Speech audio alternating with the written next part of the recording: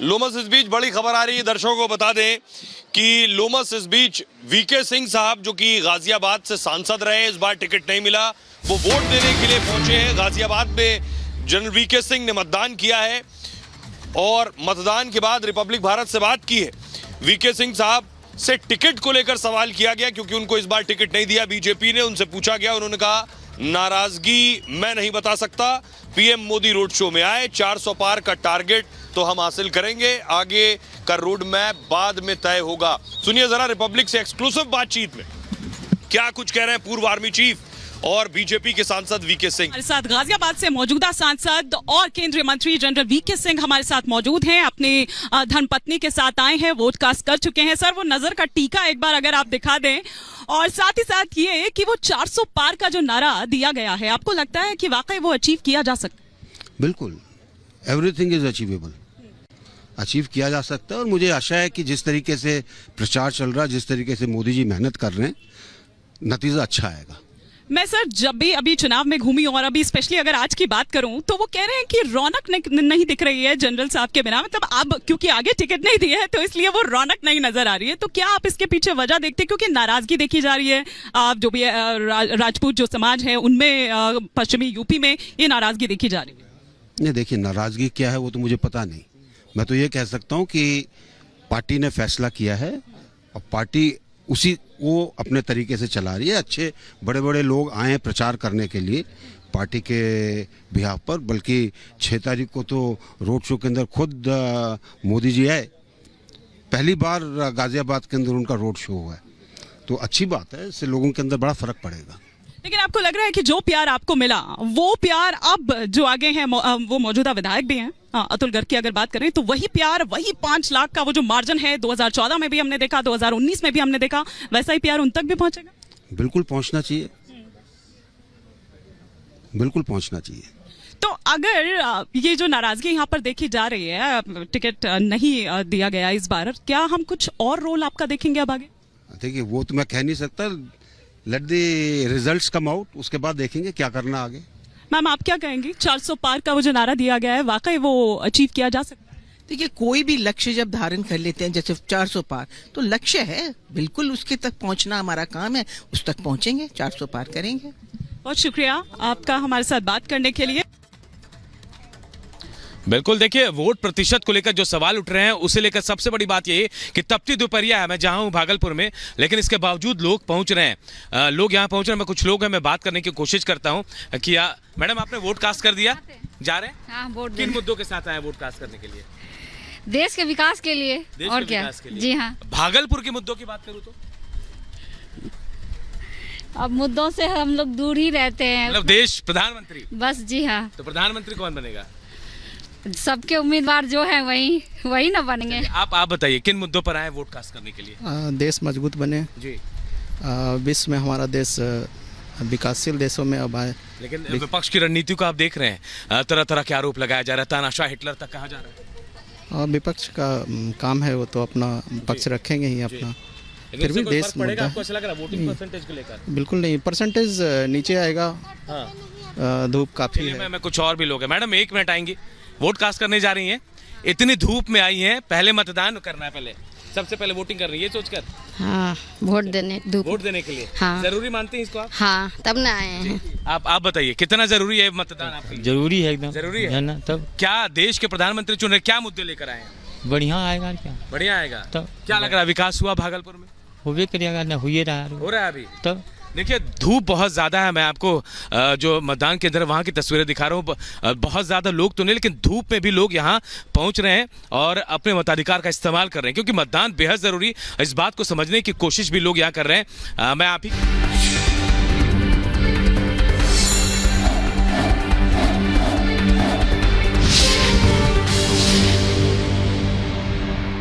उनके शासन ने बंगाल की इस महानता को चोट पहुंचाई, बंगाल के सम्मान को चूर चूर कर दिया, विकास को रोक लगा दी।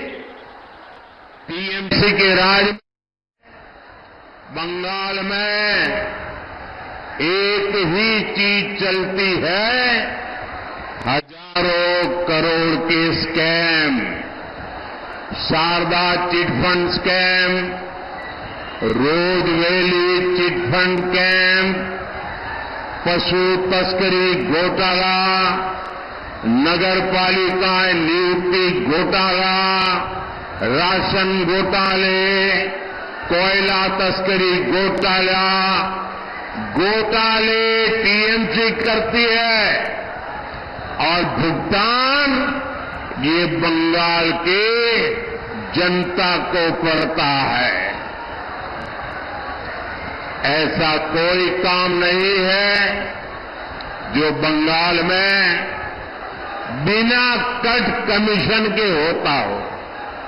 यहां तक कि इन्होंने किसानों तक को नहीं छोड़ा। हमारे किसान भाई मंडी में 1 क्विंटल गेहूं बेचने जाते हैं तो इसका एक बड़ा हिस्सा बिचौलिए खा जाते हैं।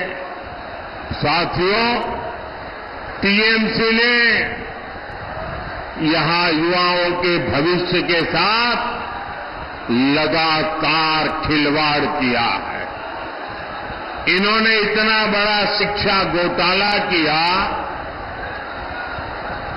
26,000 परिवारों की रोजी रोटी ठप हो गई और कर्ज लेकर के पैसे ला करके जो टीएमसी वालों को दिए थे वो बोझ भी इन हमारे गरीब बंधु बहन के सर पे मर गया। जबकि बीजेपी सरकार है जो केंद्र सरकार में पूरी पारदर्शिता से युवाओं को नौकरी दे रही है। हमने मुद्रा योजना, स्टार्टअप इंडिया अभियान, कौशल विकास अभियान से युवाओं का सामर्थ्य और बढ़ाने के लिए काम किया है। बीजेपी सरकार की नीतियों से देश में नए नए सेक्टर्स बन रहे हैं जहां युवाओं को ज्यादा से ज्यादा अवसर मिल रहे हैं। लेकिन बंगाल में टीएमसी ने युवाओं के विकास के सारे दरवाजे बंद कर रखे हैं। साथियों, बंगाल रामकृष्ण परमहंस, स्वामी विवेकानंद, नेताजी सुभाष, गुरुदेव टैगोर, डॉक्टर मुखर्जी की धरती है।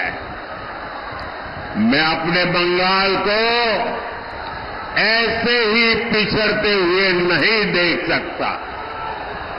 टीएमसी जैसी भ्रष्ट पार्टी के बावजूद केंद्र की बीजेपी सरकार बंगाल के विकास के लिए पूरी शक्ति से काम कर रही है। भाजपा सरकार की योजना की वजह से आपको मुफ्त राशन मिल रहा है। साथियों,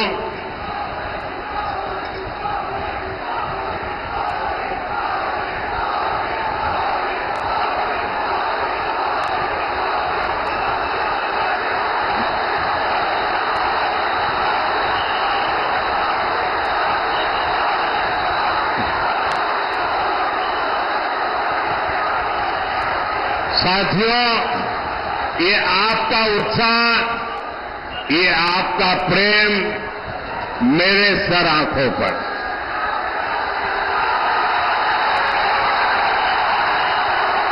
आप इतना प्यार दे रहे हैं, इतना प्यार दे रहे हैं, ऐसा लगता है या तो पिछले जन्म में मैं बंगाल में पैदा हुआ था या तो अगले जन्म में बंगाल की किसी मां के गोद से पैदा होने वाला हूं।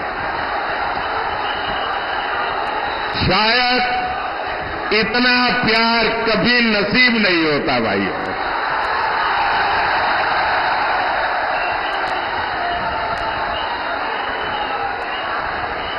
दोस्तों, लोग दूर दूर तक धूप में खड़े हैं, मैदान छोटा पड़ गया, हमारी व्यवस्था छोटी पड़ गई, आपको तकलीफ हो रही है, जो धूप में तप रहे हैं उनको तकलीफ हो रही है।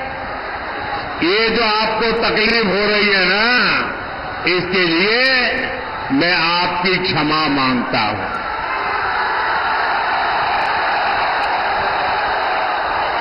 लेकिन जो धूप में तप रहे हैं उनको मैं कहता हूं, आपकी ये तपस्या मैं बेकार नहीं जाने दूंगा। आप जो एक ताप में तप रहे हैं, मैं विकास करके आपके इस प्यार को लौटाऊंगा।